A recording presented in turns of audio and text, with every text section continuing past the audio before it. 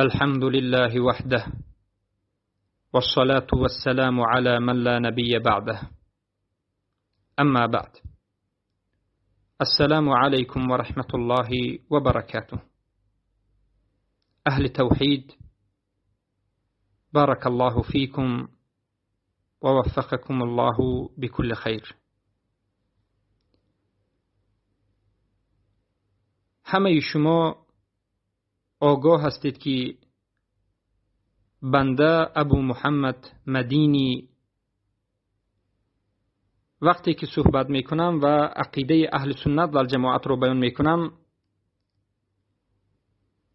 البته که اسناد رو ذکر میکنم،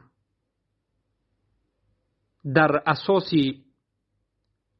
قرآن و سنت و فهم سلف صالح یک مسئله رو بیان میکنم و هیچگاه در یگان مسئله از پیش خود چیزی رو کوشش میکنم که نگویم. و البته هر یک آیتی رو وقتی که در یک مسئله حجت میارم یا حدیثی رو حجت میارم، باید بدانید که من به یگان علمای اهل سنت و جماعت نظر کردم که این آیت و این احادیث رو حجت آوردند. من به شما گفتنیم که ما پیروی میکنیم از علمای اهل سنت و جماعت که زینه به زینه، سلسله به سلسله این علما به همدیگر چی نظر کردند، از همدیگر تعلیم گرفتند و تا رسول الله صلی الله علیه و سلم این سلسله میرسد. استادان ما از استادانشان، استادان ما از استادانشان، همچنین تا سلف صالح. و منهج ما هم این منهج سلف صالح است. همان دینی که در زمان سلف صالح دین بود، در نزد ما دین است. ما از پیش خود چیزی را دیگر نکردیم و نخواهیم کرد. بارک الله فیکم. و به همه شما معلوم است که ما به شما هم در درس‌هایمان و هم در حالت‌های رد زدن به اهل بدعت از مدخلی‌ها و حزبی‌ها و از قبوری‌ها یک چند بار بیان نمودیم که هر کسی که به شرک اکبر واقع می شود، شرک اکبر را انجام می دهد، این انسان مشرک است. جاهل باشد هم مشرک است. جهل در شرک اکبر و کفر اکبر عذر نیست. یگانه عذری که در کفر اکبر و شرک اکبر وجود دارد این اکراه است که خود الله سبحانه و تعالی در سوره نحل آیه 106 ذکر کرده است. دیگر عذر نیست. البته نظر بکنید، در مسئله شرک، در مسئله دشنام دادن الله، در مسئله دشنام دادن رسول الله صلی الله علیه و سلم، در مسئله استهزاء دین، در مسئله الله را لامکان گفتن عذر نیست. جهل عذر نیست. تعویل عذر نیست. مقلد بودن عذر نیست. یگانه چیزی که عذر است این، بارک الله فیکم، اکراه است. زیرا که این مسائل از مسائل بزرگترین مسائل دین هستند. این مسائل اصول دین است. معلوم من الدین بضروره است. از مسائل ظاهر و آشکار و واضح است. هیچ کسی حق ندارد که نفهمیدن بگوید. و یکی از همین مسئله ها ترک شرک است. علم داشتن به توحید است. هر کسی که در باب توحید جاهل است و شرک را انجام میدهد، این عذری ندارد بجز اکراه. هر کسی که جاهل است در توحید و شرک را انجام میدهد، پس این مشرک است. و در این مسئله ما دلیل ها را ذکر کردیم از آیات های قرآن، از احادیث و از اجماع. حالا باشد بار دیگر، یک بار دیگر این چیزها را تکرار میکنیم به طرز دیگری. لیکن سبب این صحبت من به خاطر چیست؟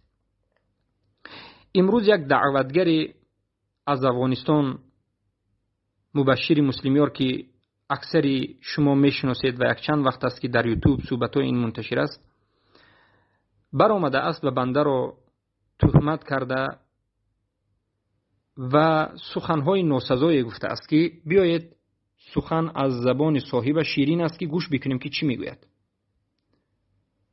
بارک الله فیکم. السلام و رحمت الله و برکاته. بخیر باشین، سلامت. سلام برادرها را سلام برسانین. بله، امروز از این کسی که شما گفتین من صحبت کردم به نام ابو محمد مدنی. متاسفانه اینا به تکفیر بله میگوید من با همراهی ابو محمد مدنی صحبت کردم. البته که صحبت رو ما شروع کردیم، زیرا در گرد و اطراف من بوده برادرها در کانال هایی که به نام من هم هست سخنهای مبشر مسلمی‌ها را منتشر می‌کردند و در گروه‌های ما هم منتشر می‌شد. یکی از برادرها به من خبر دادند که مبشر مسلمی‌ها مشرک را مسلمان می‌گوید و عذر می‌دهد. ما که به تحقیق صحبت نمی‌کنیم، کوشش کردم تحقیق بکنم و به خود مسلمی‌ها تماس گرفتم. من تماس گرفتم، نه اینکه مبشر مسلمی‌ها. من با مبشر مسلمی‌ها نوشتم السلام علیکم و رحمت الله و برکاته و این صحبت‌ها در نزد من وجود دارد. باذن الله هر کسی خواست ان شاء الله میتونیم روان کنیم با تمام احترام، با تمام برادری، زیرا که من اصلا باور نمی کردم که مبشر مسلمی‌ها همچنین انسانی هست که مشرک را مسلمان میداند. تا این درجه به جهل واقع شدنش را که به خبر بودم. از همین جهت با تمام احترام من این را با کلمه های شیخ و غیره احترام کنون در این مسئله صحبت کردم. اما بالاخره معلوم گشت که در حقیقت خبری برادرها درست بوده است و مشرک را مسلمان میداند و حجت ندارد. حجت وقتی که بیار میگم از گوگل به من نسخه برداری کرد، همون سایت مدخلی ها از سخنهای مدخلی ها آورد. خود شما فهمیدید چی حجت دارد؟ حجتش باز همون مردی که از اهل کتاب فرزندانش را مرا سوزانید گفته بود، یا که همون حدیث ذات و انواطی که هر دوی این حجت نیست، این شبهات مرجئه است که ما به این در گوگل جواب دیگه در یوتیوب جواب دادیم ما وجود دارد و علمای اهل سنت جواب دادند. صحابه ها شرک اکبر را انجام ندادند بلکه شرکشون اصغر بود و این چنین انسانی که مرا سوزانید به فرزندش گفت این هم کفر اکبر و شرک اکبر نبود، بلکه این چی بود؟ یکی از جزئی قدرت های الله سبحانه و تعالی را به سبب سخت ترسیدن انکار کرد که این کفر اکبر نبود. پس حجت ندارد. البته که ما از جانب خود حجت داشتیم و غیر از حجت ها باز کتاب ها رو ارسال کردیم، صفحه هاش رو نوشتیم. کتابی که ارسال کردم کتاب محسن العباد بود و کتاب صالح الفوزان و اینچنین کتاب ابن باز و اینچنین کتاب عبدالله غدیان بود. والله اعلم 4 کتاب رو روان کردم که در همین کتاب های ما روان کرده آشکار واضح آمده است که هر کسی که شرک اکبر رو کند مشرک است، هر کسی که کفر اکبر رو کند کافر است. یعنی کسی که شرک اکبر و کفر اکبر رو میکند کافر است، جهل و عذر نیست. کسی که در بین مسلمان ها میگرد و همه چیز رو میفهمد و در باب شرک جاهل بوده است، این قبول نیست. این دنیا و آخرتش چی است؟ مشرک است، جهنمی است. اما کسی که در حقیقت جاهل باشد، به او قرآن و سنت نرسیده باشد، در این دنیا مشرک میگوییم، معامله میکنیم معامله کفار و در روز قیامت این انسان امتحان میشود. مختصری قول همین است، مختصری سخن همین است و همه بحث مناظره در بالای همین است و علمای اهل سنت و جماعت همین سخن رو گفتند.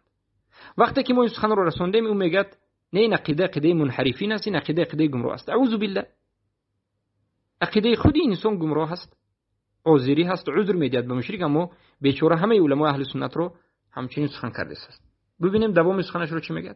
غلو میکنن و یکی از صفات خوارج بله همیست که یک نفر را بدون ضوابط شرعی تکفیر بکنه و این موقفش موقف اهل سنت نیست. بسیار میگه که در تکفیر غلو میکند و بدون ضوابط تکفیر میکند. ما ضوابط رو مبشر مسلمیان از تو خوبتر میدونیم. ضوابط التکفیر، سبب التکفیر، موانع التکفیر و این چنین مناط التکفیر. لیکن این مسائل نظر کرده می شود در غیر این 5 مسئله که ما گفتیم، در غیر اصول دین، در غیر شرک، در غیر استهزاء، در غیر دشنام دادن الله رسول. در این مسائلی که دشنام دادن الله رسول است، دشنام دادن دین است یا که استهزاء است و مسئله شرک است، شرک اکبر و کفر اکبر است، فقط اکراه دیده می شود و هر آن چیزی که به زیر اکراه می دارد، بمانند مجنون بودن یا کودک بودن یا که سبقت اللسان باشد، مثل اکراه عذر است. اما به اختیار خودش وقتی که عملها را انجام داد، یعنی اکراه نداشت یعنی به اختیار خودش انجام داد، جاهل بودنش عذر نیست، مقلد بودنش عذر نیست، زیرا که همه مشرکایی که شرک اکبر را میکنن اینها جاهلند. و به سبب جهل شرک اکبر رو کردند. فکر کردن که همین شرک عبادت است. چه خیلی که الله سبحانه و تعالی در قرآن میگه. ما آیات رو به شما ذکر میکنیم. بعد از کمی آیات رو ذکر میکنیم. از همین جهت ما در تکفیر غلو نکردیم. شما هستید که منهج اهل سنت رو تکفیر غلو میگید. غلو خوارج‌ها کردن که ما خوارج‌ها رو میشناسیم. خوارج‌ها غلو کردن که مردم عمر رو تکفیر کردند. خوارج‌ها غلو کردند که در تکفیر تسلسل کردند. خوارج‌ها غلو کردند که یک انسان رو شرک حالی به شرک اکبر واقع نشده در شرک اصغر تکفیر کردند. خوارج‌ها غلو کردند که در گناه کبیره تکفیر کردند.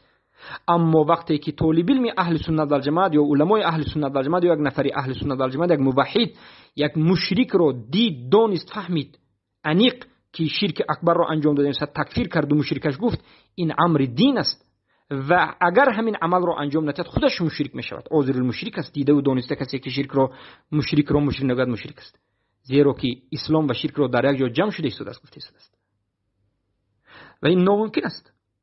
پس این دلالت میکند که خود مبشر مسلمیار در این مسائل جاهل است و جاهل بودن مبشر مسلمیار از همین فهمیده می شود که علمای اهل سنت را ندیده است. پس کسانی که مبشر مسلمیار را گوش میکنید، به او در تماس هستید، از مبشر مسلمیار سوال کنید که در نزد کدام علمای اهل سنت و جماعت تعلیم گرفتی؟ یگان علمای اهل سنت و جماعت را در نزدش نشسته است، تعلیم نگرفته است. در درون افغانستان در درون یک مدرسه عادی تعلیم گرفته است. ما هم در تاجیکستان تعلیم گرفتیم، به یک در درون یک مدرسه عادی که علمای اهل سنت بزرگ ندارد تعلیم گرفتن همه چیز رو تو نمیفهمی. به یک قد و قامت و به یک ریش گذاشتن که همه مسئله کامل نمی شود. بله این سنت پیامبر است. به یک عینک به چشم گذاشتن کار حل نمی شود. باید در نزد علمای اهل سنت و جماعت با منهج اهل سنت و جماعت باید تعلیم گرفته باشی. پس علمایی که در نزدش تعلیم گرفتی کی است؟ و کدام علما جهل را در شرک اکبر عذر گفتند؟ اگر ابن تیمیه، ابن القیم الجوزی، محمد ابن عبدالوهاب رو بیاری، ما به تو میگیم که خطا کردی، زیرا که ما چندین بار به اهل توحید فهمونیدیم که این یک تلبیس است، زیرا که اینها عذر نمیدادند. از سلف بیار اثبات بکن که در کجا سلف این امت جهل رو عذر میگفتند. پس در درون افغانستان به نزد یگان نفر از علمای اهل سنت هجرت نکرده، تعلیم نگرفته، فقط کتاب‌های حزبی ها رو خونده و کتاب سید قطبی که پیش از توبه کردنشون نوشتند، در خصوص در کتاب ظلال القرآن، تفسیر قرآنی که نوشتند ظلال القرآن، از این کتاب که ببینید در نبرهاش بسیار استفاده میکند، البته که خطاگی‌های زیاد دارد، زیرا که سید قطب عالم نبودند بلکه یک ادیب بودند. و حالا آنکه چخیلی که محمد قطب برادر سید قطب میگه در آخر توبه کرده و از این منهجایی که بسیار در طول عمر گذرانیده سید قطب توبه کرده است، لیکن مبشر مسلمیار کاملا شاگرد سید قطب است، چخیلی که از نبرهاش دیده میشد. یعنی باز به همون منهج اخوانی، باز همون منهج حزبی، زیرا این عقیده ای که منهج اهل سنت و جماعت را منهجی غلو رفته و خوارج میگد، این منهجی مرجئه هاست. مرجئه ها یا مدخلی ها یا حزبی هاست. بارک الله فیکم. بیاید دوام سخنش رو گوش میکنیم. خطا داشت از لحاظ فکری و درست نیست که دوستا در سه زیره بشنون، از لحاظ فکر و از لحاظ منهج موافق مذهب اهل سنت نیست، از پیشان در تکفیر مردم رو میگد که گوش نکنید درسش رو. اعوذ بالله. به خاطر چی؟ به خاطر فکری. نه، ما فکری یگان فکری شخصی رو من ندارم در این مسائل.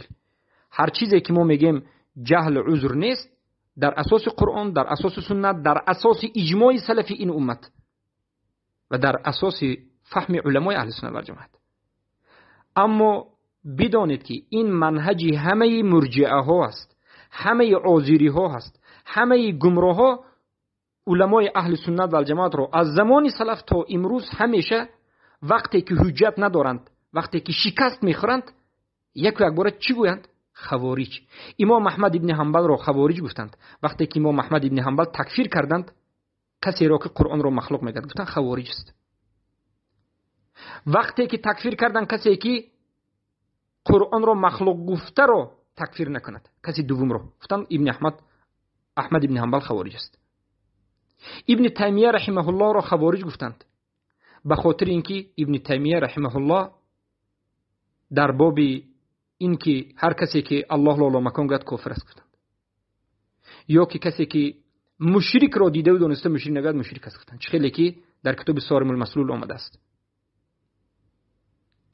و این چنین محمد ابن عبدالوهاب را خوارج، ابن القیم الجوزی شاگرد ابن تیمیه را خوارج گفتند، زیرا که خود ابن القیم الجوزی در کتاب نونیه میگند من لی بمثل خوارج قد کفروا بالذنب تأویلا بلا عصیان فخصومنا قد كفرونا بالذي هو غاية العصيان هو غاية التوحيد هو غاية التوحيد. من لی بمثل خوارج قد كفروا، یعنی ببینید ابن القیم الجوزی رو هم خوارج گفتند. برای من ابن القیم الجوزی میگن که من از خوارج دور هستم، من خوارج نیستم، لیکن وقتی که این مرجئه ها در رو بروی ما حجت آوردن نمیتوانند، دلیل آوردن نمیتوانند، شکست میخورند، مجبور هستند که ما رو خوارج بگویند. و خصوم ما رو به خاطر این خوارج گفته است که ما توحید رو تحقیق کردیم، مشرک رو مشرک گفتیم، همون چیزی که الله و رسول خواست همون رو گفتیم. اینها که حجت ندارند به خاطر اینکه ما رو از بین مردم گم بکنند و نابود بکنند و مردم رو از ما دور بکنند و مردم رو فریب بدهند و گویا که از عقیده صحیح دور بکنند، به همین خاطر ما رو فقط تهمت میزنند خوارج خوارج. و این چنین محمد ابن عبدالوهاب رو خوارج گفتند، تا امروز خوارج میگند. صوفی ها، مرجئه ها، قبوری ها، و در زمان خودشون داود ابن جرجیس خودش رو سلفی میگفت، لیکن محمد ابن عبدالوهاب رو خوارج گفت. به خاطر چی؟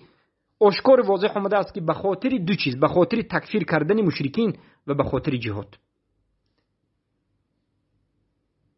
و این چنین علماهای ما رو امروز همچنین میگند این مرجئه ها از مدخلی ها و حزبی ها و سروری ها حجت ندارند، ضعیف هستند، در رو بروی طالب علمان اهل سنت و الجماعت شکست میخورند و نابود میشوند و آب میشوند.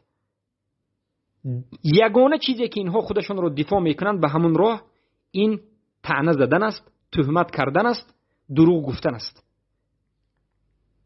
یگانه راهشون همین است که ابو محمد مدینی خوارج است، یا که کسی که مشرک رو مشرک گفت خوارج است، تکفیری است، اینا گوش نکنید. اینا چه خیلی که مشرکین قریش به مشرکای مکه میگفتند که ای مشرکو محمد رو گوش نکنید صلی الله علیه وسلم، این محمد مجنون است، ساحر است، شاعر است، وقتی که اینا گوش کردید گمراه میشید، گوش نکنید. زیرا که قریشی ها دیدند که مردم وقتی که محمد صلی الله علیه وسلم رو گوش میکند به دین این توحید رفته شده است. همه کار رو کردن نشد. به محمد صلی الله علیه وسلم دیدند که بحث و مناقشه یگان راهی نجات نیست. یگانه کاری که کردند مردم رو دعوت کردند که گوش نکنید، گوش نکنید. امروز هم اهل بدعت همین راه رو پیدا کردند، برای اینکه دیگر راه ندارند.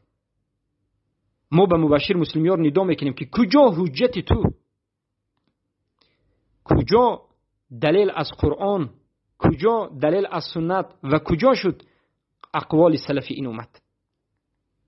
ای مردمی تاجیک، ای جوانان ملت تاجیک، مگر شما سخنی یک انسان را بدون حجت و بدون دلیل آیا قبول میکنید؟ مگر شما آدم پرست شدید؟ مگر شما به سر خود یک طالب علمی که از افغانستان بیرون نبرآمده در نزد یگان علمای اهل سنت ننشسته او را به خود رب گرفتید؟ اتخذوا احبارهم و رهبانهم اربابا من دون الله، که بیاید و یک دین الله را، شریعت الله را دیگر بکند، اطاعت بکنید؟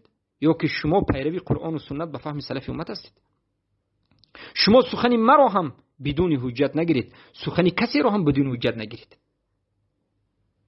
اما کجا شد این منهج سلفی، این منهج اهل سنت و الجماعت که ما هر یک مسئله رو، هر یک سخن رو، هر یک سخنی که در حق کسی گفته می شود با حجت می گیریم؟ در مسائل عقیدوی و غیر عقیدوی باید قرآن و سنت و سلف این امت رو بیارد، عیناً انیق دقیق. این شبهات مرجئه را که حدیث ذات انوات است، این حدیث مردی که خودش را سوزانه، این شبهات را به یک طرف گذارد، برای اینکه این حجت نیست. بیارد آیت قرآن را، بیارد سنت صحیح را، بیارد سخن سلف را که در کجا آمده است که جهل در شرک اکبر عذر است. یا شما به این سخن ها نگاه نمیکنید و یک اکبر سخن یک کسی را میگیرید. پس این سخنهای گفتهش باطل است. دوام سخنش رو میگیریم. تکفیر غلو میشه و یک انحراف بسیار کلان است و در بین برادرای تاجیک متاسفانه ذهنیت بسیار شایع شده. خوب است که دوستا از این ذهنیت مردم بر حذر بداشته باشن و بگن که اونا متاسفانه مطابق منهج سالم سلف صالح پیش نمیرن و بلکه در تکفیر غلو میکنن، یک نفر در جهل را در کفر عذر نمیدن. ببینید از مردم زوره کرده ایستاده است که التماس میکنیم همه جا پهن کنین، گوش نکنین. چرا؟ به خاطر اینکه منهج صحیح همه اینها رو به داد و فریاد آورده است. کیها رو؟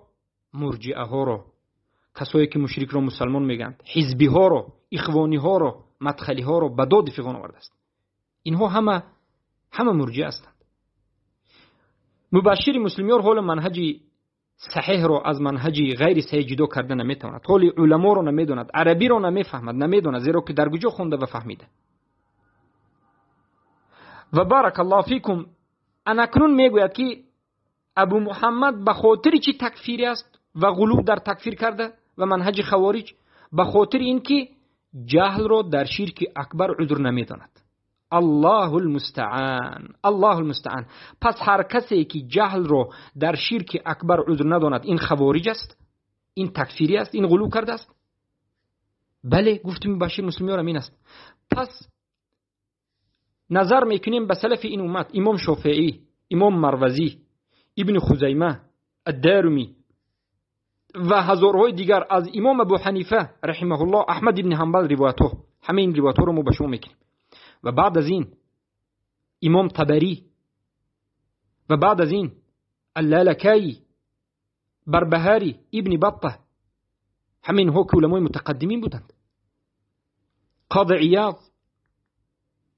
و محمد ابن عبدالبر و میویم ابن تیمیه، ابن القیم الجوزی که اشکار واضح در این مسئله در طبقه 17 گفت دیگن، طبقه 17. نظر بکنید که جهل عذر نمی شود و حتی کفر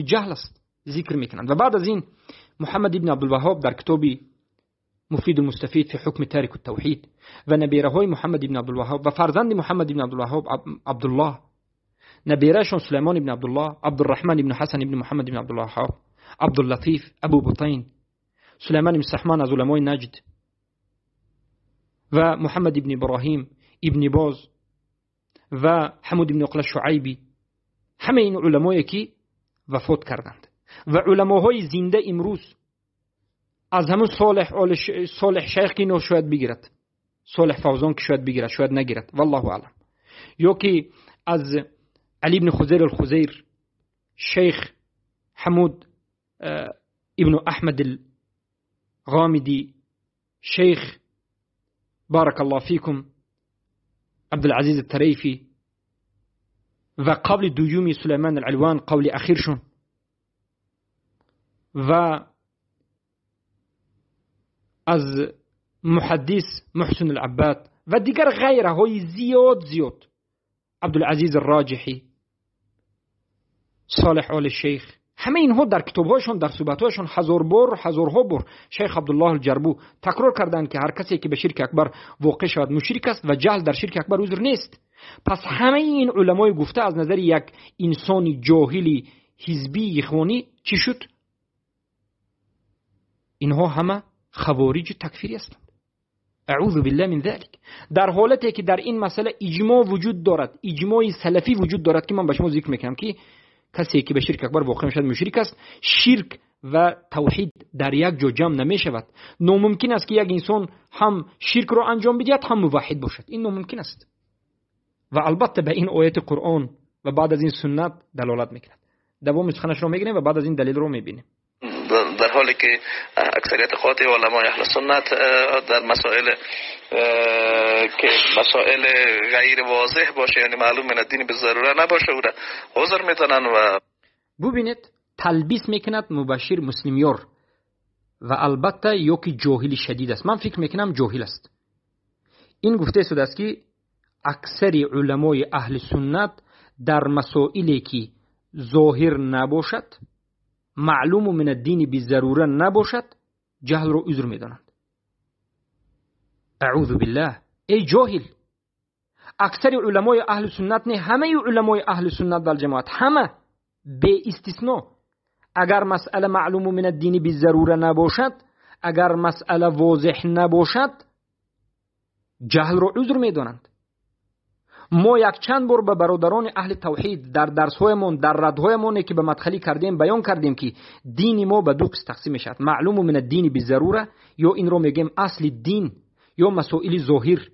در این مسائل جهل عذر نیست. اما در مسائل غیر معلوم من الدین بالضروره، مسائلی که واضح نیست و مسائلی که خفی هست و فروعات است، جهل عذر است.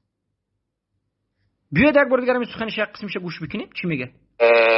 که مسائل غیر واضح باشه، یعنی معلوم من الدین بالضروره نباشه. ببینید، مسائلی که واضح نباشد، معلوم من الدین بالضروره نباشد، چی شده است؟ عذر میدونن و اکثر علما عذر میدونند. بله، ما هم عذر میدونیم. ما وقتی که به توی مبشر مسلمیار ای جاهل قطعی تو بحث کرده بودیم، در مسئله معلوم من الدین بالضروره صحبت کرده بودیم. آیا توحید این مسئله معلوم من الدین بالضروره است یا نیست؟ مسئله ترک شرک این آیا مسئله معلوم من الدین بالضروره است یا نیست؟ اگر ترک شرک مسئله معلوم من الدین بالضروره نباشد، اگر عمل کردن به توحید معلوم من الدین بالضروره نباشد، دیگر هیچ چیزی معلوم من الدین بالضروره نیست. اولین چیزی که معلوم من الدین بالضروره است این ترک شرک است، که تو همون شرک را ترک نکنید مسلمان نمیشوید. باز در همین نقلش هم خطا کرد که اکثر علما، یعنی بسیاری علما، در مسائلی که واضح نباشد، معلوم من الدین بالضروره نباشد، جهل را عذر میدونن. میگن ما میگیم که همه علما عذر میدونن، ما هم عذر میدونیم. ما هم در مسائلی که معلوم من الدین بالضروره نیست و مسائلی که واضح نیست، ما میگیم که جهل عذر است. اما در مسائل معلوم من الدین بالضروره، در مسائل شرک، یگان نفر علمای اهل سنت و الجماعت جهل را عذر نگفتند. این تهمت است، این باطل است. پس این صحبت یک دقیقه 5 ثانیه صحبت کردن این مبشر مسلمیار دلالت هم به تهمت، هم دلالت به عقیده باطلش و هم دلالت به جهلش میکنه. جهلش این است که حالا نفهمیده شده است که ما در موضوع معلوم من الدین بالضروره مشرک را مشرک گفته تکفیر کرده شدیم و مسئله شرک معلوم من الدین بالضروره است. اما این مبشر مسلمیار شاید در نزدش مسئله شرک معلوم من الدین بالضروره نباشد. الله المستعان. کنید در آخرش چی میگه؟ موقف علما داری با بسیار واضح است و این شخصی که نامش گرفتین متاسفانه منهج سالم نداره. من باش صحبت کردم، یک چند بار میگه که منهج سالم ندارد. حجت کجا است؟ بیا به قرآن و به سنت دلیلت رو واضح بکن، بیان بکن که ما منهج داریم یا نداریم، منهج من سالم است یا نیست. لیکن من به قرآن و سنت ثابت میکنم که منهجت منهجی باطلی است و منهجت منهجی اخوانی حزبی است و منهجت از منهج اهل سنت و الجماعت از سلف صالح فرسخ دور است. بله، از سبب اینکه از علمای اهل سنت و الجماعت علم ناموختی. بله، ما طالب علمای اهل سنت در افغانستان داریم. به اذن الله وقتی که مبشر مسلمیار میخواد که قطعی ما بحث بکند و ما البته به بحث مبشر مسلمیار رو به بحث آنلاینی دعوت میکنیم و طالب علمان تاجیک دعوت میکنیم و طالب علمان اهل سنت در افغانستان دعوت میکنیم که هم کورسای ما در مدینه منوره همراه ما خونده طالب علمان اهل سنت وجود دارند، دعوت میکنیم.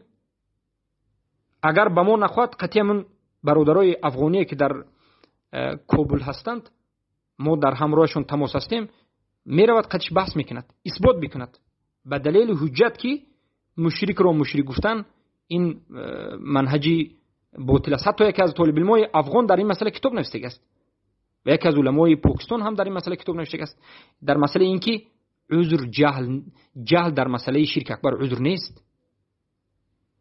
این یک عقیده باطل است. پس یعنی همین صحبتش کاملا تهمت خوارج گفتن است. این از سبب دلیل نداشتن، از سبب حجت نداشتن، از سبب ترسیدن از منهج سلف صالح، از سبب بی‌حجتی عاجزی موندن، فقط به تهمت گذاشتن. شیخ سلیمان العلوان حفظه الله و فک کوسر میگه که این روشی انا همین مرجئه های عصر است که وقتی که حجت ندارد فقط یک بار تهمت میکند خوارج دیگر هیچ چیزی نیست. بیاید ما حجتمون را اکنون ذکر میکنیم که الله سبحانه و تعالی در قرآن عظیم شان هر کسی که به شرک اکبر واقع شد جاهل باشد مشرک گفته است. سوره توبه آیت 6 رو نظر بکنید یا که بیاید به ترتیب نظر میکنیم. اولا از سوره در بالا بوده از سوره بارک الله فیکم اعراف، سوره اعراف رو نظر میکنیم که الله سبحانه و تعالی در این سوره چی رو به ما بیان میکند. الله میگه اعوذ بالله من الشیطان الرجیم فریقا هدا و فریقا حق علیهم الضلاله انهم اتخذوا الشیاطین اولیاء من دون الله و یحسبون انهم مهتدون. یک فرقه هدایت آورده، هدایت شده و یک فرقه به اونها ضلالت و گمراهی واجب شده، یعنی گمراه. فرقه دوم گمراهی حق ضلالت بر اونها شده. برای چی اینها گمراهند؟ فرقه دوم برای چی گمراه شده اند و به اینها حق اینها ضلالت و گمراه شده است؟ زیرا که انهم اتخذوا الشیاطین اولیاء من دون الله، زیرا که اینها به خودشان اولیا گرفتند شیطان ها را بجز الله. و یحسبون انهم مهتدون، و باز پین داشتند که اینها هدایت یافتگانند. یعنی اگر به زبان عام فهم مختصر بگوییم دو فرقه در این دنیا وجود دارد، هدایت یافته و گمراه ها. گمراه ها کی ها بوده است؟ گمراه ها کسایی که شیطان را به خود اولیا گرفته، شیطان را بجز الله می پرستد، مشرک شده است و باز می پندارد و گمان میکند که این هدایت یافته است. یعنی جاهل است، نمی فهمد که مشرک است. مشرک بودنش را، گمراه بودنش را نمی فهمد و فکر میکند که همین راه شرکیش، همین راه شیطان را عبادت کردنش هدایت است. یعنی جاهل است. اما الله گفته است که این ضلالت است، این گمراهی است. الله اکبر. این آیت آشکار و واضح دلالت میکند، خیلی که علمای نجد میگند آشکار و واضح دلالت میکند که جهل در شرک اکبر و در گمراهی عذر نیست. در شرک اکبر و کفر اکبر عذر نیست، اما در مسائلی که خفی باشد، فروعات باشد، معلوم من الدین بی ضروره نباشد، واضح نباشد، البته عذر است. خیلی که ما در این مسئله چندین بار بیان کردیم سخنهای علما را. بارک الله فیکم. آیت دوم سوره توبه آیت 6 رو ببینید. الله میگه و این احد من المشرکین استجارك فاجره حتى يسمع كلام الله ثم ابلغ مأمنه ذلك بانهم قوم لا يعلمون. به پیامبر صلی الله علیه وسلم الله میگه که و اگر یکی از مشرک ها استجارك از تو طلب امن بکند ای محمد صلی الله علیه وسلم فاجره، تو به همون مشرک امن بده حتی یسمع کلام الله، تا این که سخن الله را بشنود و بعد از این که سخن الله را شنیده شد ثم ابلغ مأمنه، باز گشته به همون جای امنش رسون. برای چی؟ برای اون که ذلک بانهم قوم لا یعلمون، زیرا که اینها قوم های هستند که نمیدانند، جاهلند. ببینید الله یک نفر را مشرک گفته ایستاده است پیش از سخن الله را شنیدنش و باز گفته ایستاده است که اینها چی هستند؟ جاهل هستند. یعنی الله اینها را مشرک گفته ایستاده است و بعد از اینکه مشرک میگد و بعد از این گفته ایستاده است که اینها جاهلند. یعنی الله سبحانه و تعالی جاهلان را مشرک نامید. کسایی که به اونها قرآن و سنت حالا نرسیده است اونها را مشرک خطاب کرد. چلک و این احد من المشرکین، اگر یکی از مشرکا از تو طلب امن بکند به او امنته امانته. به خاطر چی؟ حتی اسمع کلام الله، تا که کلام الله را بشنود. یعنی اگر کلام الله را نشنیدگی باشد هم، اگر حجت نرسیدگی باشد هم، جاهل باشد هم، این چی است؟ این مشرک است.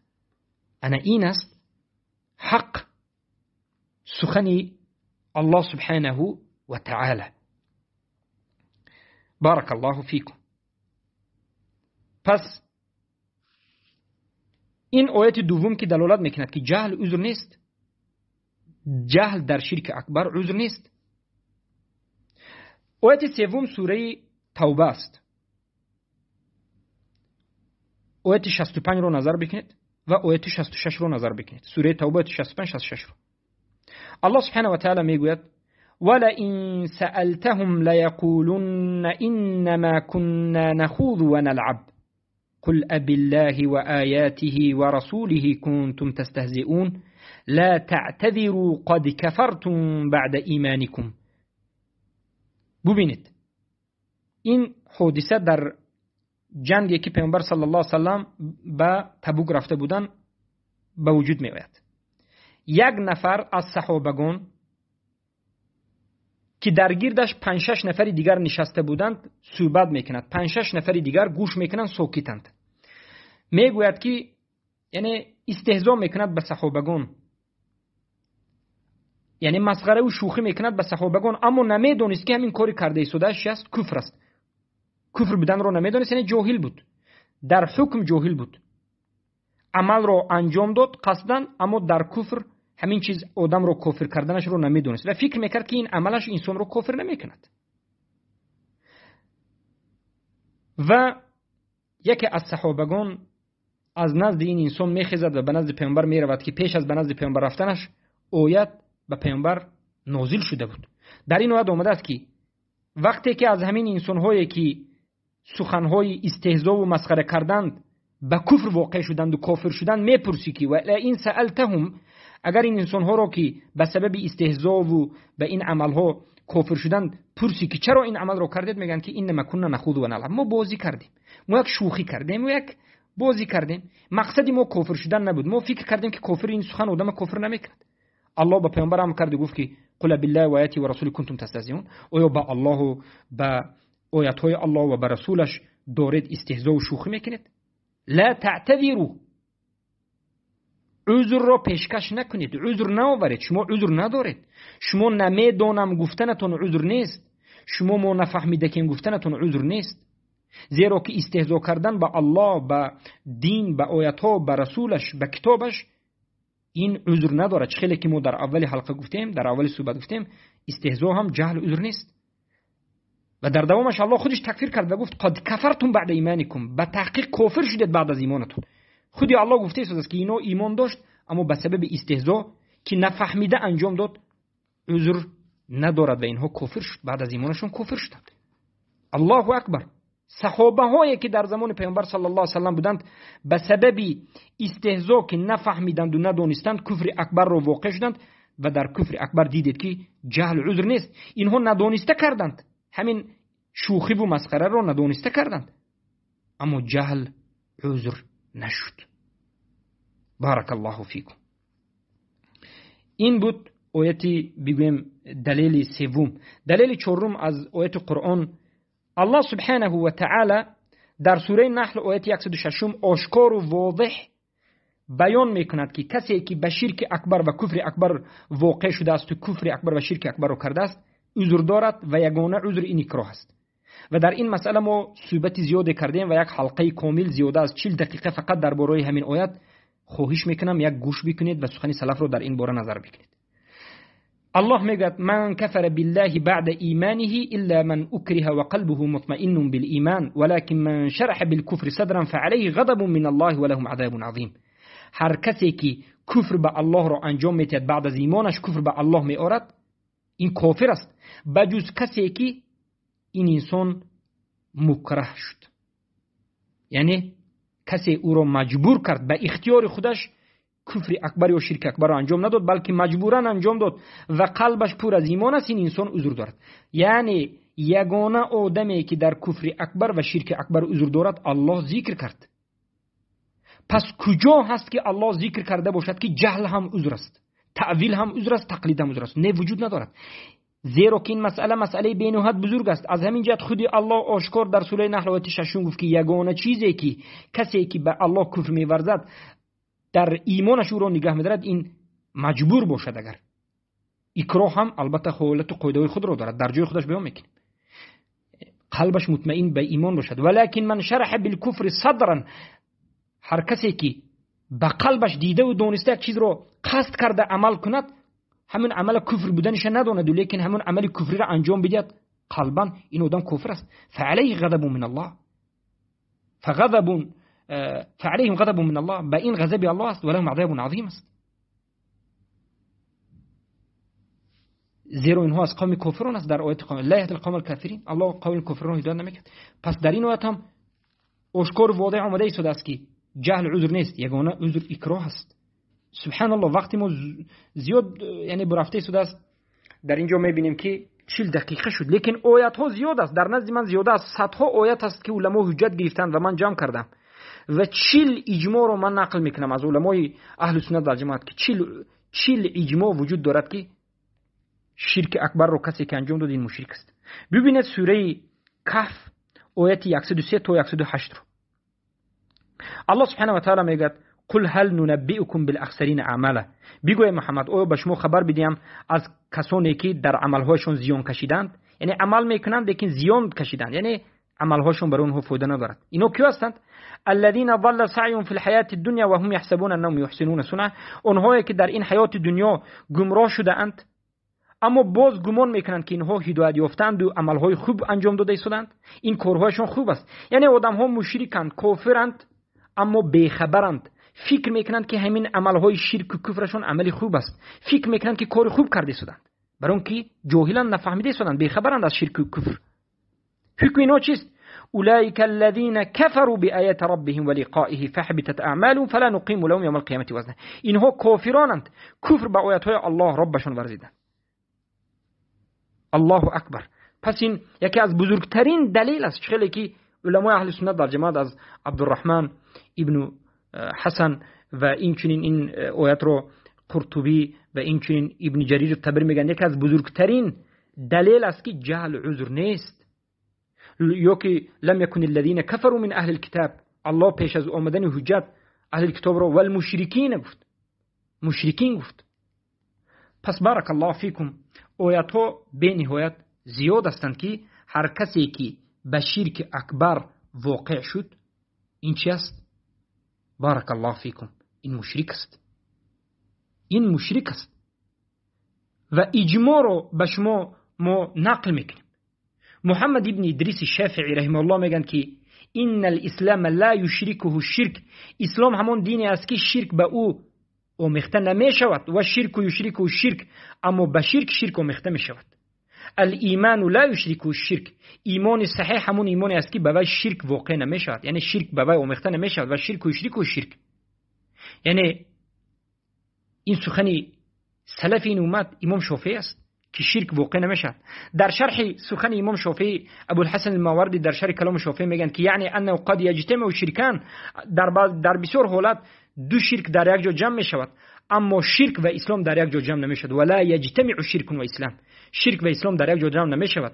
ناممکن است که یک انسان شرک اکبر را انجام بدهد و باز وی مسلمان باشد، ناممکن است. شرک اسلام و شرک در یک جا جمع نمی شود.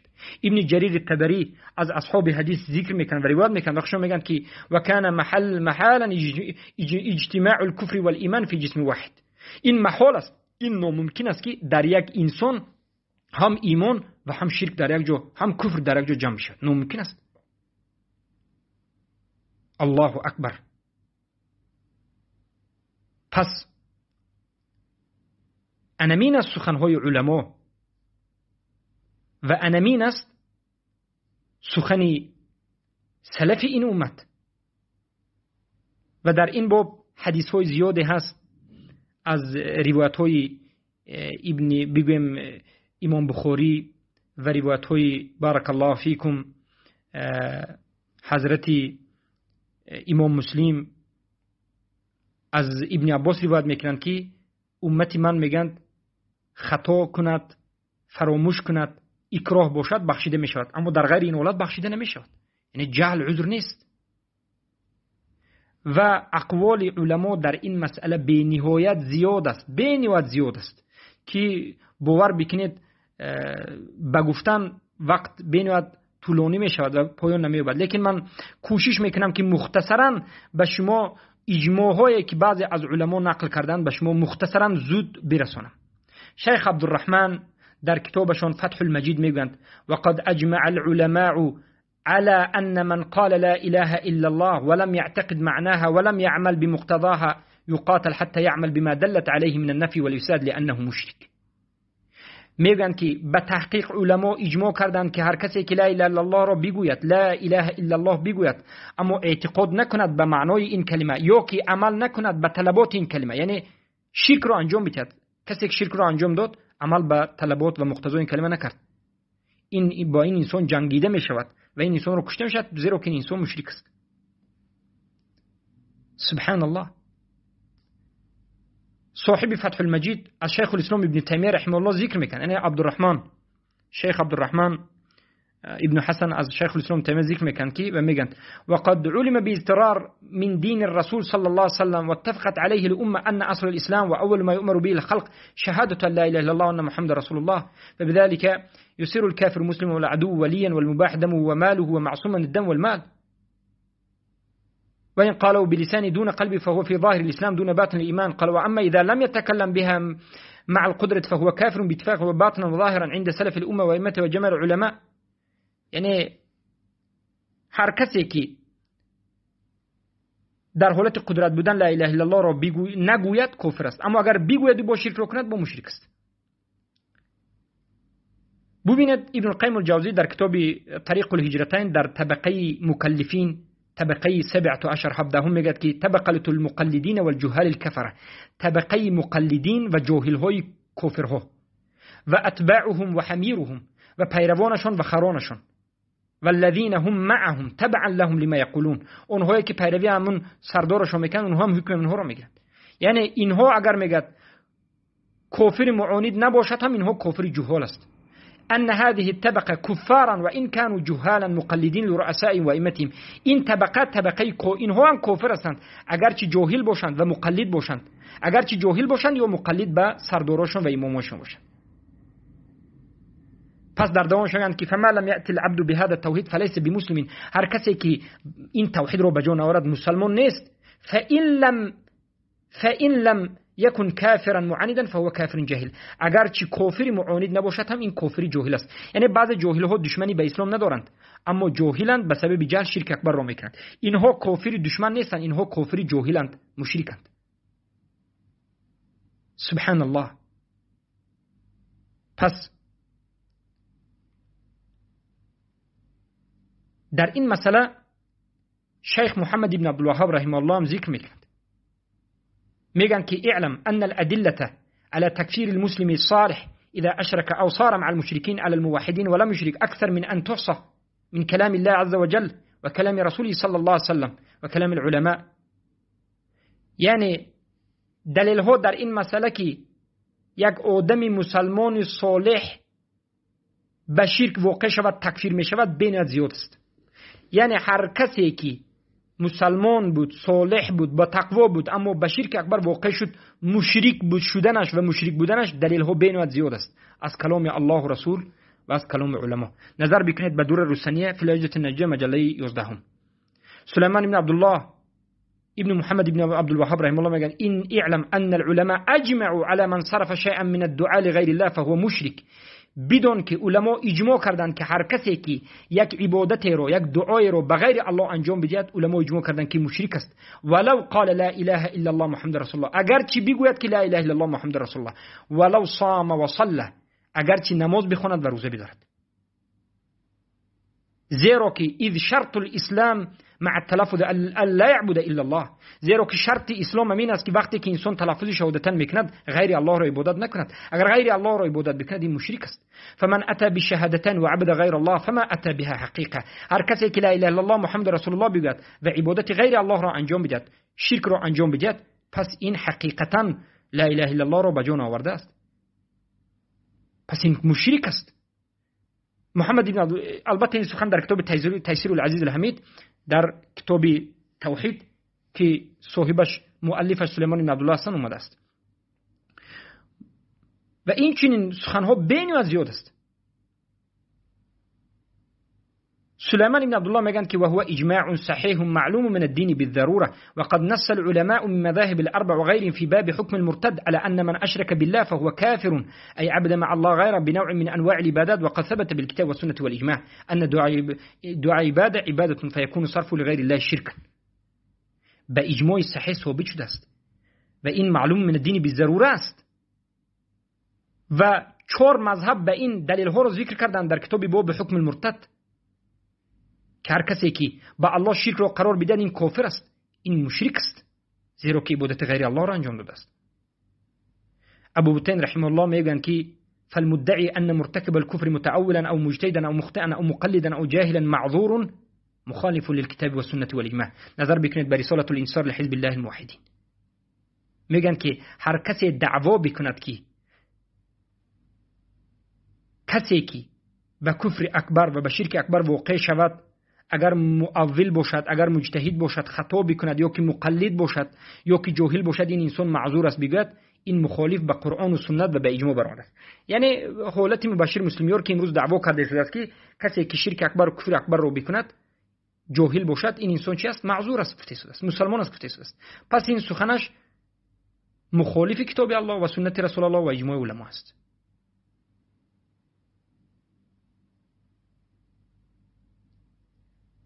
شیخ اسحاق ابن عبد الرحمن میگن که ان دعاء القبور وسؤال والاستغاثة بهم لم يتنازع فيها المسلمون بل هي مجمع على ان من الشرك المكفر كما حكاه ابن تيمية وجعل فيما لا خلاف في التكفير بها. نظر بکنید با کتاب رساله تکفیر معین که عقیدة الموحدین است. شیخ اسحاق ابن عبد الرحمن میگند که دعا کردن قبرها، از اونها پرسیدن، طلب فریاد کردن، یعنی عبادت را انجام دادن، یگان نفر از مسلمان ها در این مسئله مخالف نبر آمدن است، تنازع نکرده است که بلکه این مسئله اجماع هست که این از شرک است، از شرکی که آدم را کافر میکند.